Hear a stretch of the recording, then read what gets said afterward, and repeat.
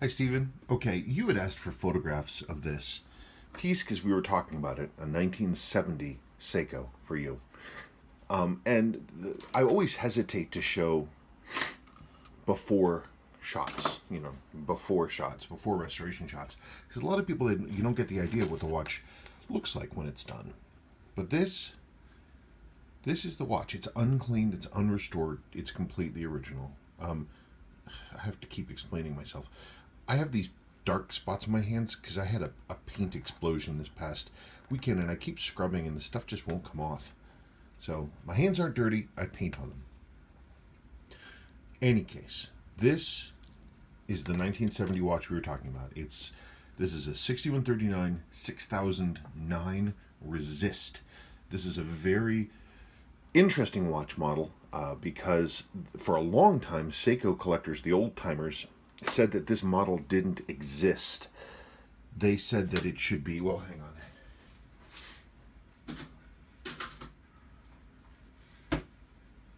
What the old timers said is they said, well, they said it's got a notch case. This is a notch case. See that notch right there?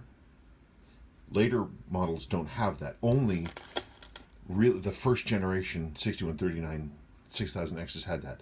This is a proof marked 6139 6000 proof. And old timers always used to say is that if you've got a notch case, it has to be proof. Notch proof, notch proof. You can't mix the two. It never happened. Other collectors would come up with these 6139 6009 and say, well, wait a minute, it says resist and it's got a notch. Old timers would say, it's fake, it's cobbled together. The way that the case numbers work, 6000, generally, in this case, if it's 6000 or 6001, I haven't looked at this watch in years. Now it's a 6000. So this is typically the last digit of the model, of the casing number, indicates area of geographic distribution. So 6000 zero would typically be Japan home market, but this isn't the JDM. This is like non-Japan Southeast Asia. The Japanese ones were typically speed timers. So anyway, two versions of the same basic model. Ignore the bracelet differences. So because of litigation and advertising laws of the United States, the resist text had to change. So when they went to 6000, 6009, 9 is North America. So this is the North American version. Litigation, truth in advertising, it couldn't say proof, so they had to move to resist. It's one of the first ones that moved to resist. So it is correct, but the old timers said, no, notch case, it's got to be proof, this thing's cobbled together.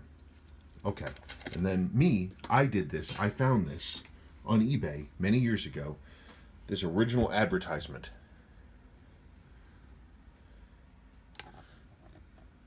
From 1970, Seiko, the Automation Age watch. And I looked at this watch and I'm like, well, if it's a fake model, why is this an official ad? Look, it's got a notch, crown. It says resist. And there it is. And this ad proved the existence of the North American 6139 6009. Before this, the old timers could say, no, it's cobbled together, not real. This proved that it was. Notch case, resist, 2-part sweep. There it is, the North American 6139 6009. So that's what this is. So it's a little worn, but it hasn't been cleaned. I haven't restored it, but there it is. Resist, notch case, 2-part sweep. Yes, it's worn, but it hasn't really been abused. There you go. 1970, July 1970. It needs to be cleaned. Case needs to be cleaned. Bracelet needs to be cleaned. It needs new crystal. It needs to be serviced. It needs all new seals. But that's what we were talking about for you. The loom is a little patinaed, but look, it's even. It's even toned. It never got water in it or anything else like that. These are getting rarer and rarer. Harder and harder to find now. And they only made them for like 9 months. And a lot of people still don't know what they are when they see them. The rare North American only 6139 6009 U.S. only. Pretty cool watch. For some reason, a lot of these that I found came from Florida. I don't know why. In any case, you let me know. Okay, bye-bye.